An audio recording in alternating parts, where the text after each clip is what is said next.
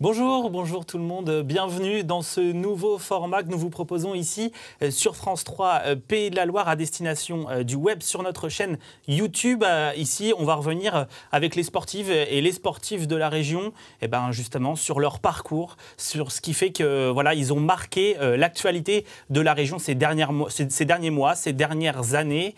Et comme premier invité, on a la chance d'avoir Denis Van Wijnberg.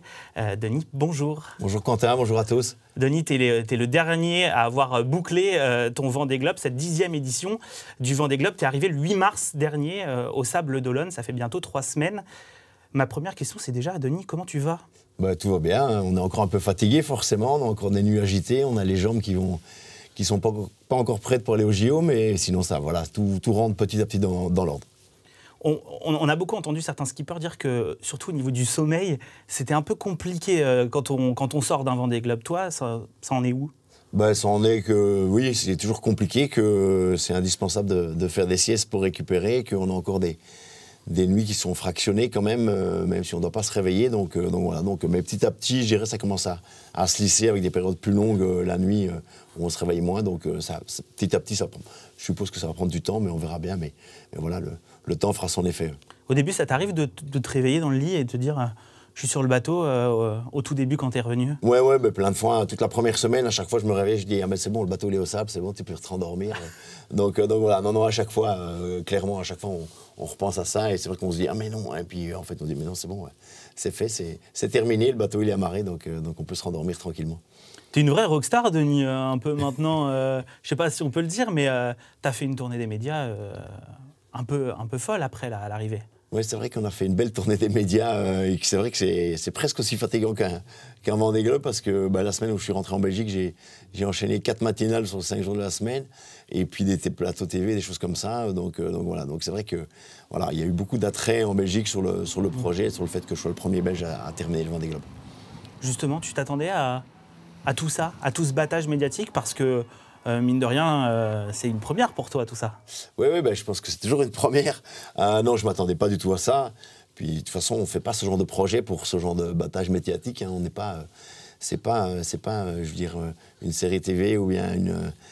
voilà, donc non, vraiment, on n'est pas préparé à ça non plus. Donc, c'est vrai que voilà, je commence à avoir un certain âge, donc on peut prendre du recul par rapport à ces choses qui sont un peu éphémères, cette célébrité comme ça, instantanée.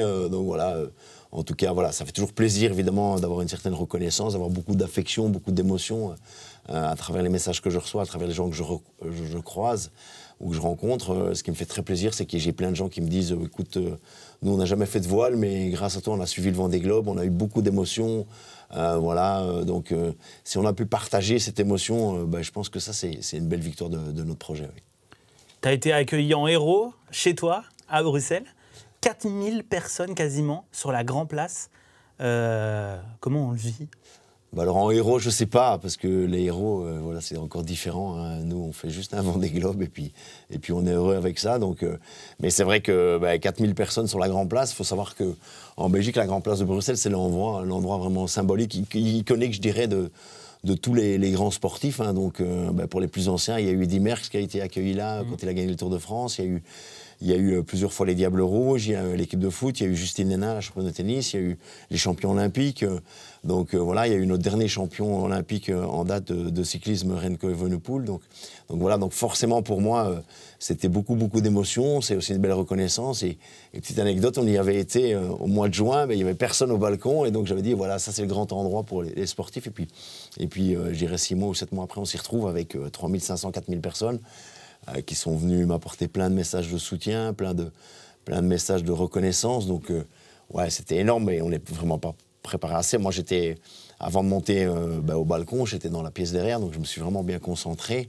Et puis, je suis arrivé, et c'est vrai que c'est une vague d'émotions énorme. Oui. Ouais, c'est vrai, tu disais, on a fait un reportage, on t'a suivi à Bruxelles, on a été sur ce balcon-là, et t'en rêvais de ce moment-là. Oui, alors j'en rêvais. C'était un vœu pieux, on dirait, parce que c'est vrai que je m'attendais pas du tout à être accueilli à la Grand Place, mais visiblement, voilà, le fait de l'histoire qu'on a racontée, le fait qu'on a eu pas mal de déboires sur la course, a suscité beaucoup d'adhésion du public et aussi peut-être parce que on est un projet à taille humaine et que donc du coup les gens peuvent s'identifier à notre projet. Donc voilà, c'était un des grands moments et c'est sûr que on peut se marier plusieurs fois et être accueilli au balcon, mais en tant que premier Belge qui a terminé le Vendée Globe, c'est la première fois, c'est la seule fois que ça arrivera, oui, c'est sûr. Il y a eu beaucoup de grands noms, tu le disais, sur la Grand Place. Et maintenant, il y a Denis Van Wijnberg. Ouais, écoute, oui, il a rajouté dans le tableau, mais voilà, je me rends pas encore compte de ça. C'est comme l'arrivée dans le chenal. Moi, j'ai des flashs, j'ai des moments, et c'est que quand je vois les images dans les médias ou sur les réseaux sociaux que je me rends compte, ah ouais, c'est vrai que c'est énorme. Pareil, sur la Grand Place, quand on a un événement comme ça, moi, on a une vision un peu rétrécie, donc on ne voit pas tout, et c'est quand on voit les images. J'ai regardé les 2 JT nationaux après, c'est vrai que tu vois la Grand Place qui est presque noire de monde. Il faut savoir que la Grand Place, elle fait 6-7 000 personnes quand elle est pleine. Donc voilà, et que les autres équipes, ils sont déjà à 21 ou 22, donc déjà, s'ils viennent tous avec leur grand-mère, ça fait plus de monde. Moi, j'étais tout seul, donc voilà. Non, c'était fabuleux, c'était énorme. Denis, on va revenir un petit peu sur ton parcours. Pour les gens qui ne te connaissent pas, puisque je suppose qu'il y en a qui ne suivent pas la voile, tu es né à Ixelles, donc tu m'as expliqué que c'est une commune de Bruxelles. Tout à fait, ouais. Un 29 juillet 1967.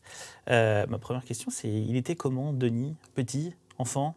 C'est une bonne question, c'est plutôt à mes parents qu'il faudrait demander, ou à mes copains de classe.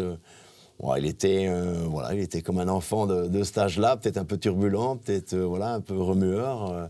Il était plutôt ado. Après, il était dyslexique. Il s'en est rendu compte que 30 ans ou 40 ans après, parce que j'ai un fils qui est dyslexique et c'est en travaillant avec lui à l'école que je me suis rendu compte de tout ça. Et donc, ça a expliqué aussi quelques dysfonctionnements dans mon parcours scolaire à un certain moment.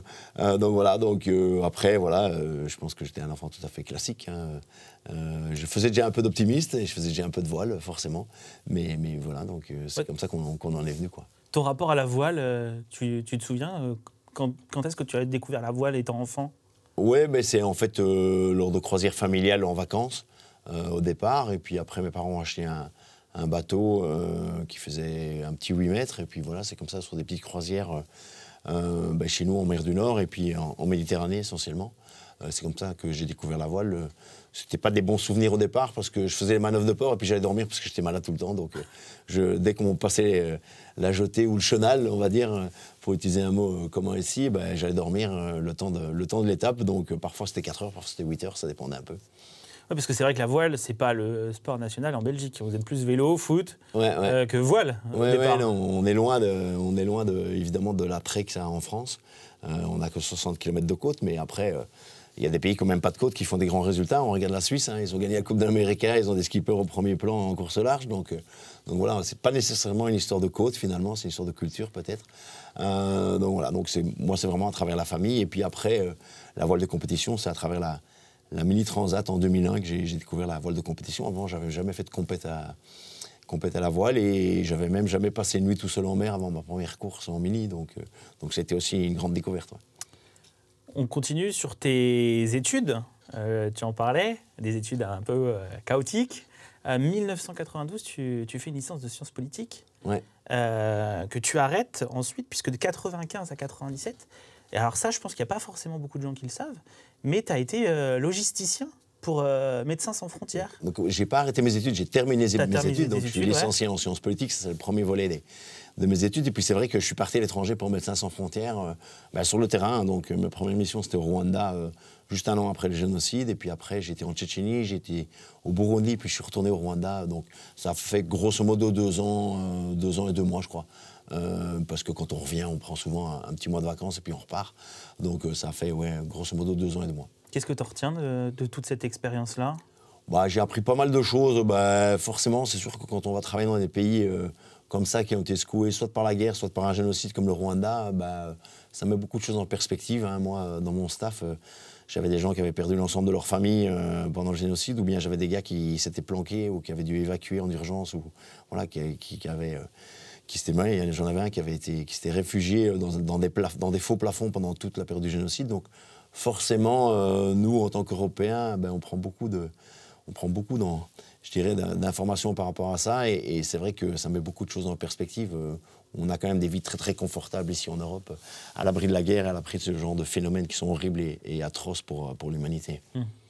À cette époque-là, la voile, pour toi, ça représente quoi ? C'était vraiment...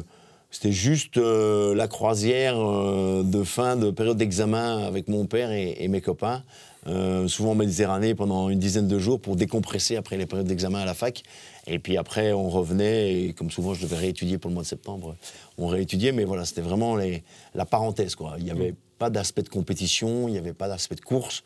Comme je dis, la première grande course que j'ai faite, c'est la Mini Transat, et c'était la première année aussi qu'il y avait un programme de qualif pour la Mini. Donc c'est comme ça que j'ai appris la course au large, et voilà. Et si je suis arrivé un jour en IMOCA, d'abord en classe 40, c'est grâce à l'école de la Mini, donc forcément c'est une belle pierre angulaire de mon parcours de marin, la Mini Transat. Et qu'est-ce qui te pousse à y aller en Mini Transat? Parce que ce que tu nous dis, c'est que bon, voilà, c'était de temps en temps, c'était une parenthèse, la voile pour toi. Qu'est-ce qui te pousse à se dire, maintenant, je vais passer de la parenthèse, le côté un peu balade, à la compétition? Parce que j'ai eu une période où j'ai démissionné d'un poste dans une grosse société, et puis je me dis, voilà, si je veux faire une transat en solitaire, en course, c'est le meilleur support. J'avais quelqu'un que je connaissais un petit peu qui préparait une mini transat aussi en Belgique, donc ça m'a mis l'eau à la bouche, et puis j'ai regardé les bateaux disponibles. J'ai acheté un bateau en janvier 2001, et en juin 2001, j'étais qualifié, parce qu'à l'époque, on pouvait tout faire en 6 mois, même si c'était un peu short. Et puis voilà, donc ça a été la grande découverte de la course au large, de l'ambiance de la course au large aussi, et de cette ambiance particulière quand même de la classe mini. Voilà, on était sur le Vendée Globe 2024, on était 6 à être dans cette promo-là, on va dire, puisqu'il y avait Yannick Bestaven, Arnaud Boissière, il y avait Anton Kornik, Samantha Davis et Boris Herman aussi. Donc voilà, donc c'était une très très belle école, et voilà, un bel apprentissage aussi du large et de la vie en solitaire sur le bateau. T'en gardes une anecdote?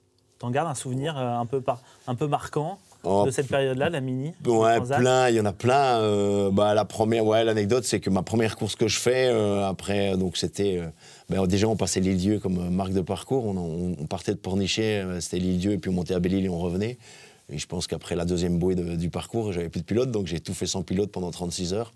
Et donc voilà, mais je savais que je devais continuer et terminer, parce que ça faisait partie du programme de qualif. Donc voilà, donc il y avait déjà un peu de détermination dans l'histoire. Il y avait déjà un peu de détermination et déjà un peu de problèmes techniques sur le bateau, non? Alors oui, ça aussi, oui, mais après ça fait partie de la course au large.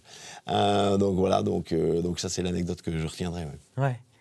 En 2002, tu rachètes une société de messagerie que tu vas diriger jusqu'en 2016. En 2007, tu décides de te lancer vraiment dans la course au large en tant que professionnel. Qu'est-ce qui te pousse à faire ce choix? J'avais fait le tour, je dirais, de ma société chez moi à Bruxelles.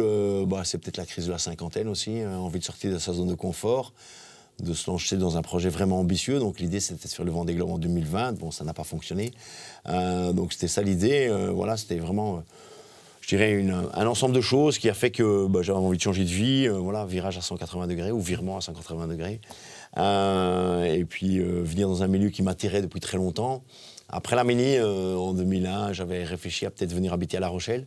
Et puis ça ne s'est pas fait pour des bonnes et des mauvaises raisons. Et donc je pense que si j'avais habité à La Rochelle, sans doute que l'appel du large aurait été plus fort et plus vite. Parce qu'entre-temps, j'ai fait pas mal de classe 40, mais ça aurait été sans doute plus vite.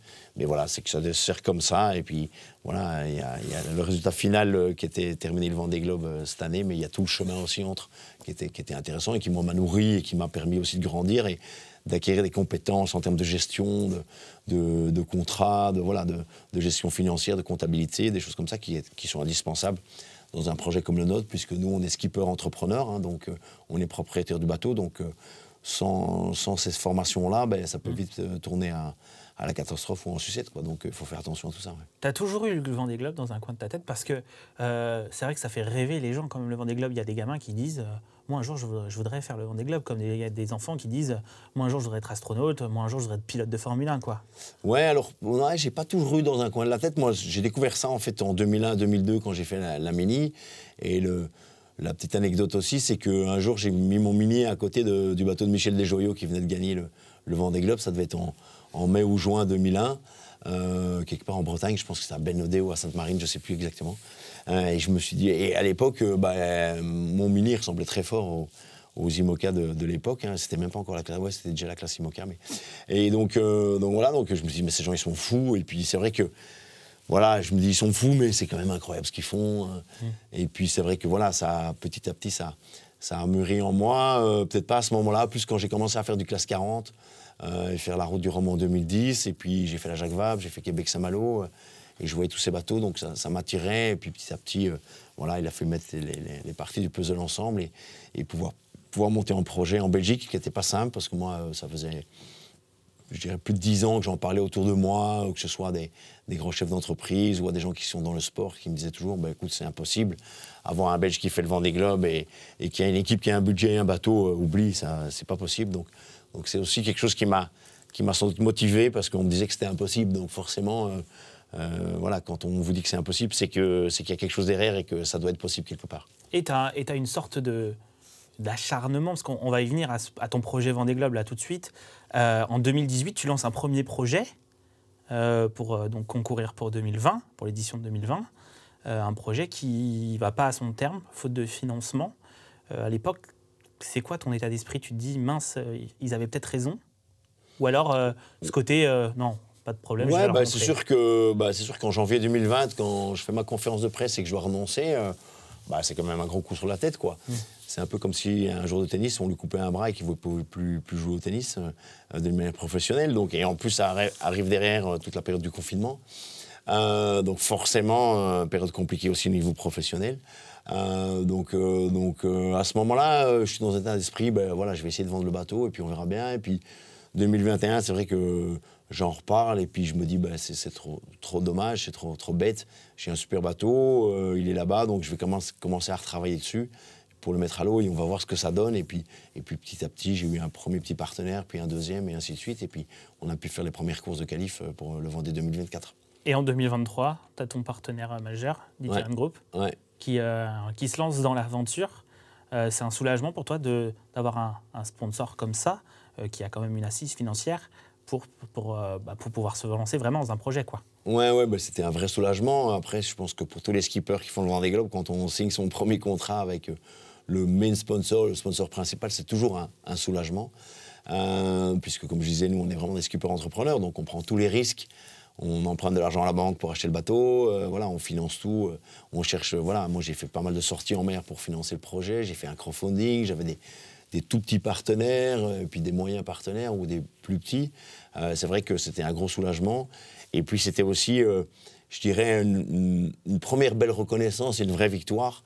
Déjà dans nos projets, on a défini différentes victoires tout au long du projet, d'avoir une grosse société.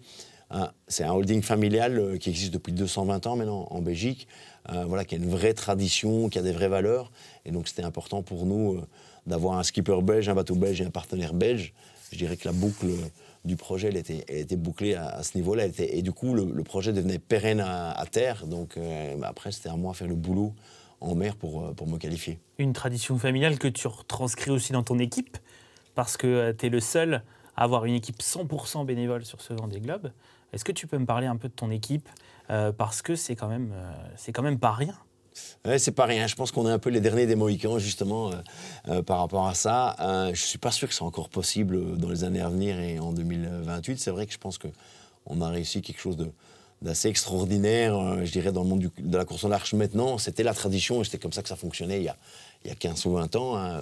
Les skippers du Vendée Globe, ils partaient avec une bande de copains qui venaient les aider. Donc en fait, quand je suis revenu en 2021, commencé à travailler sur le bateau, moi j'avais déjà des gens qui m'avaient donné des coups de main en 2018-2019, et puis ils sont revenus me donner des coups de main, et puis on a fait cette transat Jacques Vabre où ça s'est bien passé. Donc on a fédéré ça en une équipe. Ils ont créé une association qui était indépendante de moi. On a défini aussi des valeurs qu'on voulait défendre, qu'on voulait transmettre dans le projet, ce qui a fédéré l'équipe autour de ça. Et puis voilà, on a continué à grandir, et puis tout le monde a commencé aussi à avoir de plus en plus de compétences au niveau professionnel dans la préparation d'un bateau. Ils ont tous un métier à côté, donc ils avaient une double vie en plus, donc ils venaient travailler le soir sur le bateau, le week-end, ils prennent des congés, donc c'est vraiment... Je dirais c'est vraiment énorme ce qu'ils ont fait, parce que voilà, pour réussir un Vendée Globe, il faut un bateau avec un skipper, il faut un sponsor et il faut une équipe. Et on sait bien que dans les autres équipes, ils sont entre 5 à 15, voire 25 personnes à temps plein professionnel. Donc on n'est pas du tout dans le même ADN, dans le même mindset au niveau de la gestion de l'équipe et du fonctionnement d'équipe. On y arrive, Denis, le 10 novembre 2024. Tu t'élances, tu traverses le chenal, tu descends le chenal des Sables d'Olonne et tu t'élances pour ton tout premier Vendée Globe. On t'a senti hyper ému à ce moment-là. Il se passe quoi dans ta tête à ce moment-là ? Ouais, c'est difficile aussi d'expliquer. Je pense que, pareil, c'est comme pour l'arrivée ou pour certains moments en mer. Je pense qu'il n'y a que les skippers du Vendée Globe qui peuvent vraiment se rendre compte de ce qui se passe, parce que c'est vraiment des moments tellement exceptionnels dans la vie d'un homme ou d'un être humain, et même dans la vie d'un marin. Il se passe, c'est beaucoup d'émotions, c'est beaucoup de fierté aussi quelque part, c'est beaucoup de bonheur. Je dirais plus que de la fierté, c'est plus beaucoup du bonheur, mais aussi on sent une grosse responsabilité, parce que là on a fait le boulot pour descendre le chenal, mais maintenant il va falloir faire le boulot pour remonter le chenal, et que l'objectif final quand même c'est de remonter le chenal, quoi. Et qu'on sait que on s'attaque à un tour du monde en solitaire sans assistance, qu'on est parti pour 25 000 milles, donc presque 50 000 kilomètres.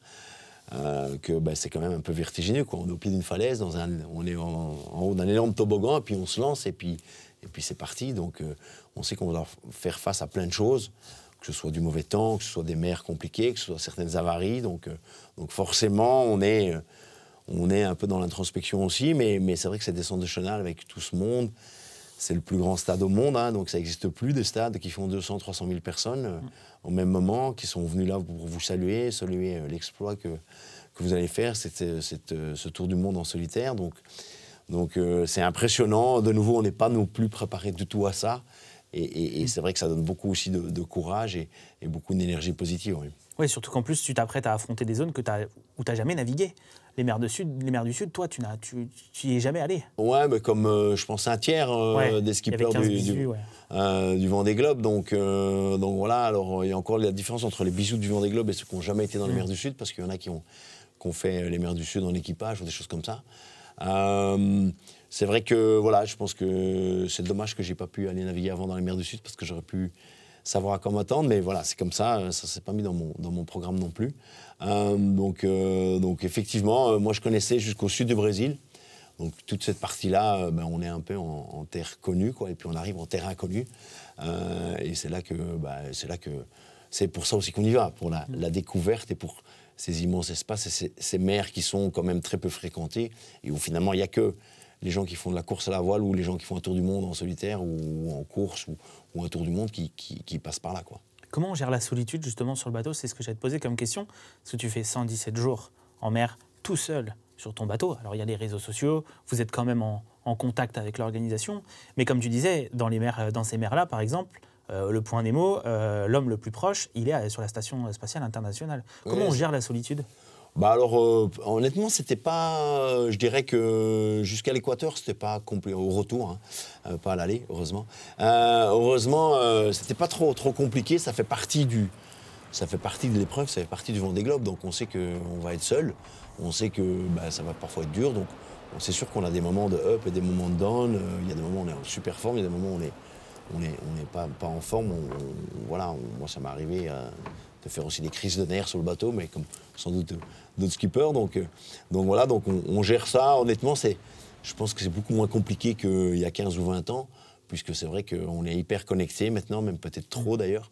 Mais ça, c'est encore un autre débat. Mais voilà, on peut faire des visios en WhatsApp avec les enfants, avec la famille, avec des amis. Donc voilà, on a quand même un contact, mais il n'y a rien à faire.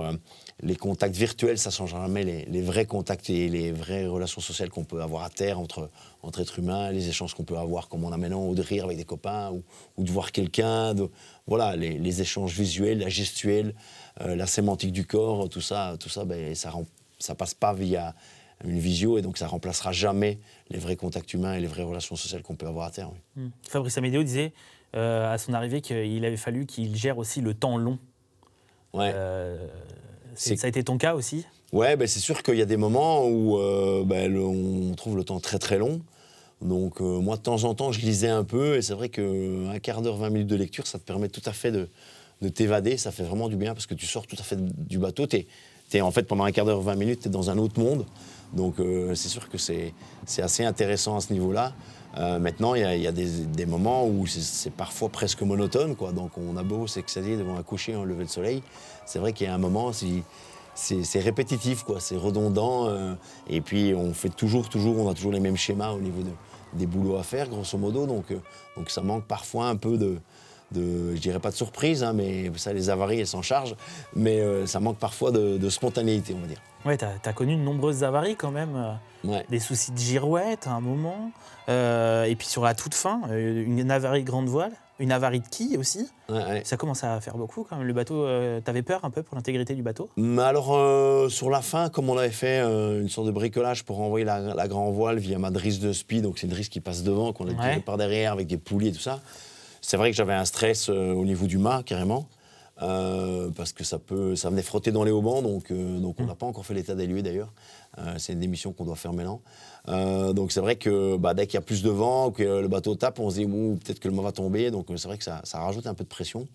Et c'est vrai que du coup aussi on fait un peu plus attention, et c'est vrai que moi jusqu'au plateau de Rochebonne, j'étais un peu stressé, et puis quand j'ai passé le plateau de Rochebonne, je me suis dit, voilà, même si le mât tombe, je pourrais quand même terminer sous voile d'avant, quoi. On le voit à l'image, Denis, là, avec la grand voile qui est pas montée jusqu'en haut. Hein. C'est ça, ce problème de drisse dont tu parles. Oui, donc ça veut dire que je pouvais monter ma grand voile que jusqu'au 3e riz. Et donc, j'avais qu'un tiers du moteur. Donc, forcément, avec un tiers du moteur, il y a beaucoup de moments où ça va beaucoup moins vite, quoi. Donc, ça va tout le temps beaucoup moins vite. Parce que sinon, c'est sûr qu'on n'aurait pas eu de problème en termes de timing. Donc voilà. Donc, bon, ça fait partie de l'aventure aussi. On l'a géré. On a réussi à ramener le bateau. On a réussi à terminer parce qu'on était proche de l'abandon quand même plusieurs fois. Voilà, c'était plus facile d'abandonner à certains moments. C'était peut-être aussi plus sécure, mais voilà, nous, le point important, c'était la sécurité du bateau et la sécurité du skipper. Donc, tant qu'on avait ça qui fonctionnait, on s'est dit on continue, étape par étape. On avait mis quelques étapes sur le parcours entre les Açores et l'arrivée, des points critiques à passer. Et comme on pouvait passer ces points-là, on s'est dit chaque fois on continue. Et donc ça a fini par payer puisqu'on est arrivé et terminé le Vendée Globe. T'as eu peur à un moment? Tu t'es dit là ça va pas le faire? Ouais, alors là ça va pas le faire, non, on a une appréhension, mais c'est vrai que je pense que tous les skippers à un moment ils ont peur parce que le bateau tape, parce que les conditions sont rudes, qu'on n'est pas au top de notre forme, donc voilà, je pense qu'heureusement qu'on a peur et que ça fait partie aussi de la gestion qu'on doit avoir à bord. C'est quand même comment maîtriser ça ou mettre le curseur par rapport à ça. Il y en a qui sans doute peuvent mettre le curseur beaucoup plus haut que d'autres. Et donc c'est très bien et ça aide certainement à la performance. Donc c'est sûr qu'on a des appréhensions quand même régulières et récurrentes quand on navigue comme ça, seul au large, dans des coins qui sont pas faits pour, qui sont plutôt inhospitaliers. Ouais. Le 8 mars dernier, c'est le soulagement. Tu arrives enfin au Sable d'Olonne. Alors c'est le soulagement pour tout le monde, hein, Denis. Parce que je pense que tout le monde ici était en mode est-ce qu'il va réussir à le faire? Est-ce qu'il va réussir? Peut-être qu'il va réussir à arriver le vendredi. Il y a énormément de monde pour t'accueillir. C'est vrai que c'est particulier. Des skippers nous disaient le Vendée Globe, c'est quand même, on passe de beaucoup de monde à d'un coup la solitude. Ouais. Et on revient et là, énormément de monde encore. Pareil, Comment tu l'as vécu, toi?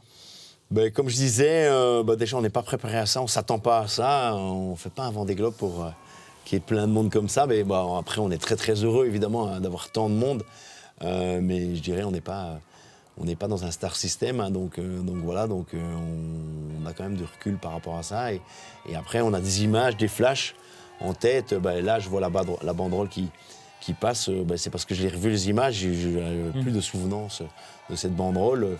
Moi, j'ai des copains que j'ai revus quand j'étais en Belgique. Je me rappelais même plus de les avoir vus pendant les 24 heures où j'étais au Sable ou à mon arrivée, ou ma fête d'arrivée. Donc, on a vraiment des flashs. Et puis, on est un peu en lévitation. Hein, on est un peu comme un moine bouddhiste qui fait de la méditation. On flotte comme ça, comme sur un petit nuage. On est à 10 cm du sol. Donc, c'est vrai qu'à ce moment-là, on est dans un sentiment on reçoit beaucoup d'énergie positive aussi, un peu comme au départ, mais c'est vrai qu'on sentait, autant au départ, on sent cette énergie positive et tout le monde a un petit stress quand même, autant à l'arrivée, on sent quand même une vague de soulagement dans le regard et dans l'impression et dans le feeling que tout le monde vous donne. Ouais. Tu parlais de la banderole, tu avais la Fédération française de la loose, Ouais. qui étaient venus exprès pour toi, qui sont restés une semaine parce qu'ils t'attendaient fin février, et puis finalement, tu es arrivé le 8 mars. Je crois qu'ils ont un petit message pour toi, Denis. Okay. on va les écouter. J'espère que tu vas bien. On a vu les images de ton arrivée à Bruxelles, là, ça avait l'air incroyable. Donc, on est très fiers d'avoir pu contribuer à notre maigre échelle à la naissance d'un héros. Bon, nous, en ce qui nous concerne, c'est un petit peu plus compliqué, hein. Je t'avoue qu'on n'a toujours pas lavé le costume de frites. Et puis, on rafraîchit frénétiquement les ETA du Vendée Globe tous les jours. Enfin bref, on arrivera peut-être à passer à autre chose un jour. En tout cas, on avait quand même une question maintenant que tu as du recul. Est-ce qu'au final, arriver dernier, c'était pas la meilleure chose qui pouvait t'arriver? Ben, c'est une bonne question et je suis très heureux que ce soit eux qui me la posent. Et voilà, juste pour faire une parenthèse, vous savez qu'en Belgique, nous, on aime beaucoup l'autodérision. Et je trouve qu'ils sont... voilà, ils doivent avoir des gènes ou une ADN belge, parce que c'est pas courant d'avoir autant d'autodérision. Et c'est pas simple d'avoir de l'autodérision. Il faut prendre sur soi quand même. Donc merci en tout cas pour l'accueil, le fait d'avoir été là. Voilà, c'est vraiment top. Moi, je les suivais déjà depuis un petit temps et j'aime beaucoup ce qu'ils font. Justement parce qu'il y a ce côté 3e degré ou 2e degré autodérision, donc ça nous plaît, ça nous parle beaucoup en Belgique. Alors c'est sûr que quand tu arrives dernier, ben, forcément tu buzzes plus que je pense que personne connaît le nom du 17e ou 18e, même pas moi, et je m'en excuserai auprès de mes collègues skippers. Et c'est sûr que quand tu arrives dernier, et en plus avec tout l'emballement médiatique qu'il y a eu autour de ça, ben, c'est sûr que tu fais le buzz, donc c'est sûr que c'est bon pour ta communication et pour après aussi forcément, puisque tout le monde se souvient de mon nom, mais voilà, c'est pas exprès, du coup il n'y a pas comme avant au Tour de France, il y en a qui se battaient pour être le dernier parce qu'ils recevaient une prime même, je pense. La lanterne rouge, à la lanterne rouge, donc il n'y a pas eu match entre Fabrice et moi pour voir qui arriverait dernier. Et puis de toute façon, je l'ai bien aidé avec mon problème de grand vol, donc il n'y avait même pas de débat, je pense. Donc voilà, mais après, ceci dit, on fait quand même un sport de compétition, donc l'idée, c'est pas d'arriver dernier sur un sport de compétition. Ça s'est mis comme ça, voilà, ça c'est les choses de la vie et les choses de la course qu'on fait. Je dirais, c'est la loi de la mer. Nous, on ne s'était pas projeté dans un programme comme ça pour arriver... dernier avant-dernier, ou voilà, et qu'on parle de nous pour ça, quoi. Donc nous, on s'était plutôt projeté sur une centaine de jours en mer et pas sur 117. Donc voilà. Mais en tout cas, merci à la Fédération française de la loose pour l'accueil, le fait d'avoir attendu, et ils ont été grandioses, et même mes copains en Belgique m'en parlent encore. Tu avais justement aussi sur le chenal et puis à ton arrivée tes amis, tes proches. Qui étaient là, les bénévoles aussi de ton équipe, on en a parlé tout à l'heure, mais il y avait aussi tes fils. Mes fils, tes fils, hein, Brieux et Erwan, qui étaient sur le bateau. Et je crois que Brieux et Erwan ont également un petit message pour toi. Allez. On va les écouter. C'est sûr que nous, on est hyper fiers de lui. Depuis le début, il n'a jamais rien lâché, que ce soit pendant les 6 ans avant d'arriver au départ ou après les 4 mois de mer. Il s'est toujours battu pour son rêve et c'est quelque chose qui est hyper inspirant pour nous et qui nous aide au quotidien. Merci papa pour ce que tu nous as fait vivre, c'était magique. Je pensais pas que ça prendrait autant, ça prendrait une ampleur aussi grande. Et merci papa pour toute cette aventure. Je suis hyper fier de toi. Je t'aime papa. Bisous. Voilà tes fils, Brieux et Erwan. T'as été très ému de les retrouver. Encore maintenant. Maintenant encore. Ça représente quoi pour le père que tu es de rendre tes fils fiers comme ça? Bah écoute, juste pour l'anecdote, on voit mon fils à la maison, il a une mate-monde derrière lui, une mate-monde ancienne, voilà. Ça c'est l'anecdote. Bah écoute, je pense que voilà, c'est aussi pour moi une belle fierté. Je fais partie de ces gens qui pensent que la transmission du savoir et des valeurs est sans doute la seule forme d'immortalité qu'on puisse avoir à ce jour, et en tout cas la seule démontrée, ça c'est sûr. Donc voilà, donc forcément ça fait plaisir, ça fait partie des messages qu'on a envie de passer, mais pas qu'à mes fils, hein, je veux dire à plein de gens qui nous ont suivis. C'est vrai que nous on a eu des messages de soutien qui nous disaient grâce à toi on a vu que l'impossible était possible, grâce à toi j'ai raté de fumer, c'est mon Vendée Globe, voilà, donc au-delà de du message de mes enfants qui forcément me touche parce qu'il y a un côté émotif et relationnel et fusionnel. Donc, je veux dire, ils sont la partie visible de l'iceberg, mais c'est vrai qu'on a eu beaucoup de témoignages d'encouragement et sur le fait que ça avait permis aux gens aussi de penser à d'autres choses, de se dire, OK, moi aussi, je peux faire mon Vendée Globe à moi, qui est d'arrêter de fumer ou de lancer une nouvelle activité ou de me lancer comme indépendant ou créer ma société. Donc c'est une grosse responsabilité en même temps.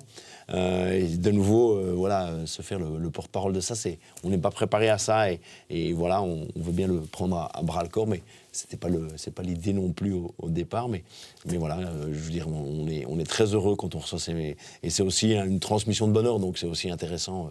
Ça marche, voilà, c'est justement un aller-retour de bonheur, et donc ça, je pense que du coup, on dépasse le cadre de juste la communication qu'on permet, et les gens me donnent du bonheur et je leur donne du bonheur, donc, et de l'émotion surtout, donc voilà, je pense que ça c'est énorme, quoi.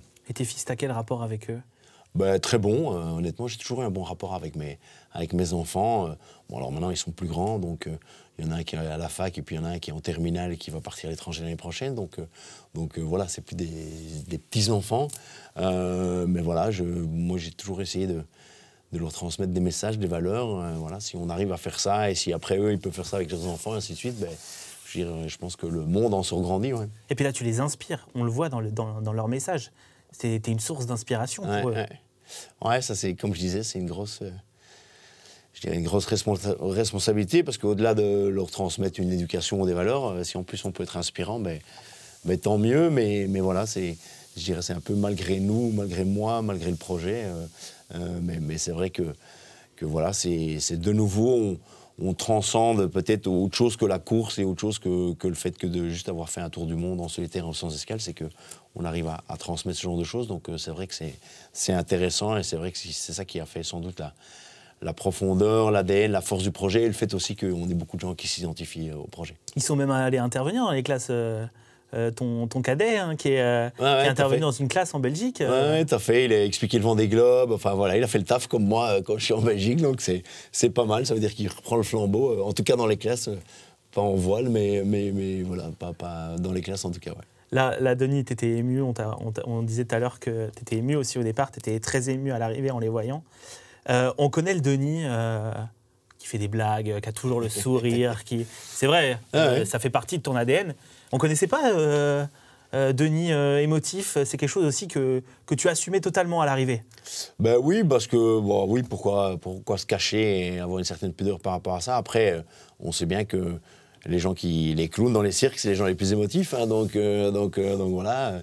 Et on sait bien que les gens qui font rire, souvent, c'est les gens qui ont une autre sensibilité. Donc voilà. Bon, moi, je pense que voilà, j'ai passé l'âge d'être pudique par rapport à mes émotions, et puis ça fait aussi partie de moi. Donc c'est vrai qu'on est souvent dans des éducations et dans des contextes où on dit il ne faut pas que tu montes tes émotions, il ne faut pas qu'on doit pleurer.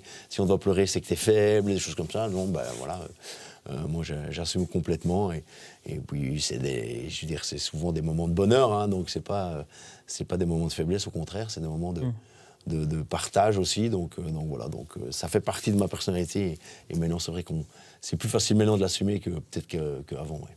On le disait, il y avait plein de monde à ton arrivée au Vendée Globe. Tu disais aussi dans les messages que tu distribuais sur les réseaux sociaux, une phrase que j'ai retenue.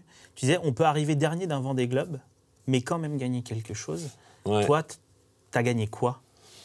Alors, gagner, c'est le grand mot. Je pense et j'ai reçu un message comme ça, un témoignage d'un petit enfant qui m'a écrit parce que leur professeur leur demandait « Qu'est-ce que tu as appris ?» Et il a appris « Oui, on peut être heureux sans être le premier. » Je pense que tout est résumé. Le bonheur, c'est pas juste dans une compétition de la gagner, c'est aussi la terminer déjà, dans mon cas en tout cas. C'est le faire le mieux possible, le plus possible avec ce qu'on a. Et on sait que nous... que ce soit dans le monde de l'entreprise ou dans le monde marin, souvent on est obligé de faire le mieux possible, le plus possible et le maximum avec ce qu'on a, donc avec le vent, avec des avaries, avec une voile qui va moins bien, avec différentes parties qui fonctionnent moins bien, donc voilà, c'est tout ça qu'on apprend. Je dirais que moi c'est pas que sur le Vendée Globe, c'est l'ensemble du projet qui qui montre que quand on arrive à sortir vraiment de sa zone de confort et faire beaucoup de sacrifices, ben, souvent c'est payant. Alors peut-être parfois ce ne sera pas payant, mais en tout cas ça vaut la peine de faire les sacrifices et d'y aller à fond. Et je pense que c'est un peu ça la morale de l'histoire sur ces 6 années de projet au total. Tu as appris quelque chose durant le Vendée Globe sur toi-même? Bon, on apprend beaucoup de choses. On apprend que quand le mental va, le physique va, et inversement. Et puis on apprend qu'on a beaucoup de ressources à aller chercher, et qu'on peut aller encore en chercher certainement encore plus, et qu'on n'est pas habitué à ça, et on travaille peut-être pas assez ça justement. Nous, dans nos sociétés modernes, très confortables, très aseptisées, très conceptuelles, voilà, c'est vrai qu'on ne va pas chercher, je dirais, les tréfonds de ces émotions et tout ce qu'on a en soi pour pouvoir réussir des épreuves comme ça et terminer des épreuves comme ça. Maintenant, Denis, pour 24 heures, t'es arrivé hors délai, mais tu as indiqué à nos confrères que là, tu voulais te battre pour figurer dans le classement final, c'est ça? Alors, je reviens juste sur les images, là, ouais. Je fais la parenthèse parce qu'il y avait quand même un skipper de renom qui a fait le trajet de Bretagne à 3h du matin. Il a pris sa voiture pour venir me saluer, c'est Jean Le Cam, donc forcément ça fait beaucoup plaisir, ça fait un énorme plaisir, pardon. Le roi Jean. Ouais, le roi Jean, en plus nous on est habitué à avoir un roi en Belgique, hein, donc voilà, donc ça fait très très plaisir forcément. Alors par rapport à cette histoire de classement, mon intention et mon idée, et je pense que c'est le dialogue qui doit primer dans ce genre de situation. Voilà, moi je pense que le statut DNF n'est pas approprié à ce que j'ai fait et au parcours que j'ai fait. Donc voilà, c'est pas une histoire d'être classé, c'est voilà, je pense que humainement, sportivement et en termes marins, le statut DNF n'est pas approprié.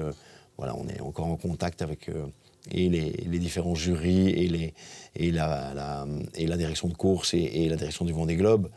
Je sais que M. Leboeuf hier a dit que c'était comme ça et que ça ne bougerait pas. Je pense que pour le moment, on doit privilégier le dialogue dans ce genre de situation et puis voir quels sont les intérêts des parties en présence. Voilà, je pense qu'en bonne intelligence, il y a la règle et l'esprit de la règle et que dans ce cas-là, je pense qu'il y a certainement une solution intelligente à trouver d'une manière pacifique et sereine. C'est quoi la suite maintenant, Denis?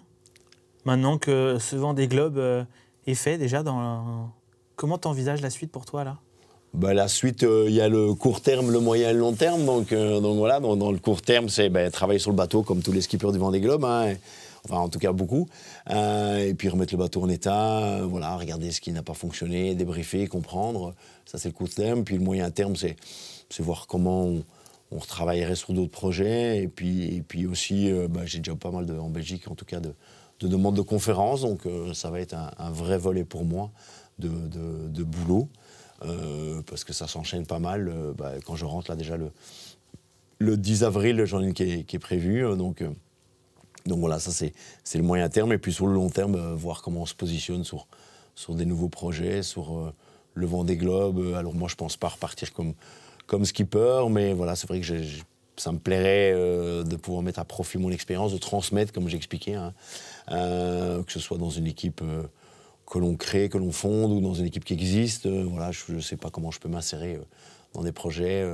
Et c'est vrai que ce serait bien d'être dans des équipes voilà, avec des vrais budgets, des gros budgets, et d'avoir dans des équipes qui jouent la gagne, parce que moi, je reste quand même compétiteur et sportif dans l'herbe et en premier aussi. Ouais. Tu ne te reverrais pas du tout repartir pour avoir des globes là?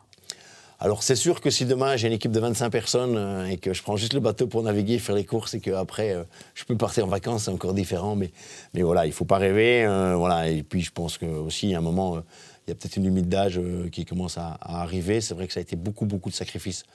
Que ce soit en termes de relations avec mes enfants, que ce soit financier, que ce soit en termes par rapport à ma présence en Belgique. Donc c'était très lourd à porter comme projet. Donc en tout cas dans la même philosophie, non. Maintenant, voilà, on pourra toujours étudier une possibilité qui tomberait du ciel, mais ça, je sais bien, ça j'y crois pas parce que ça, y a rien qui tombe du ciel. Donc voilà. Mais après, par contre, ouais, continuer à travailler dans le monde de la course au large, pourquoi pas. Et ça, c'est vrai que c'est quelque chose qui m'attire beaucoup. Oui. Denis, tu es le Le plus vendéen de tous les Belges ou le plus belge de tous les Vendéens? Je sais, on sait plus trop maintenant. Moi on non plus. va faire un petit jeu. Il nous reste du temps. Tu préfères, entre la Belgique et la Vendée, Denis, tu préfères Jacques Brel ou Philippe Catherine? Jacques Brel. Est-ce que tu préfères les frites ou le préfou? Les frites. Les frites. La bière belge ou la trousse-pinette vendéenne? Ouais, la bière belge. Ah oui, c'est... Ah ouais, non. Le Tour des Flandres, toi qui es passionné de vélo, ou le Vendée Globe? Ah, bonne question. Bonne question. Là, Joker, les deux. Parce que vraiment, le Tour de Flandre... D'ailleurs, dans 10 jours, je vais avec des potes, on va faire la partie amateur, donc les 80 km, mais il y a tous les monts. Et puis le Vendée Globe, ça reste quand même la course mythique et l'épreuve sportive mythique la plus dure et la plus longue au monde. Donc forcément, mon cœur balance entre les deux. Ouais, je dirais le Vendée Globe quand même. Le Mannequin Peace ou la statue Ulysse des Sables d'Olonne? Le Mannequin Peace. Mais oui. Après, le Ulysse, il est fabuleux. Hein. Il est aussi interpellant, et il est appelant et interpellant. Et voilà, je trouve que c'est une très très belle initiative de la part de la Ville des Sables. Et j'ai beaucoup de copains qui sont venus au Sable d'Olonne, qui l'ont découvert. Et on a ça sur quelques brise-lames chez nous, voilà, avec des statues qui sont immergées et puis qui disparaissent et qui réapparaissent avec les marées. Donc on était un peu habitués, mais vraiment, il est superbe, cet Ulysse. Ouais. Et tu as un Mannequin Peace sur ton bateau qui a fait le tour du monde avec toi. Voilà, c'est le premier Mannequin Peace qui a fait le tour du monde, qui a été remis au maire de Bruxelles. Chez nous, on appelle ça le bourgmestre. Et qui va prendre sa place d'ailleurs dans le musée du Mannequin Peace. Et d'ailleurs, il a été habillé avec un ciré, donc un jour par an, il aura le ciré une réplique de mon ciré, et il sera exposé dans la rue et puis au niveau du musée du Mannequin Peace. La plage d'Ostende ou le remblai des Sables? Ah, alors ça c'est compliqué aussi parce que la plage d'Ostende, j'y suis attaché parce que j'ai passé beaucoup de vacances pendant mon enfance là.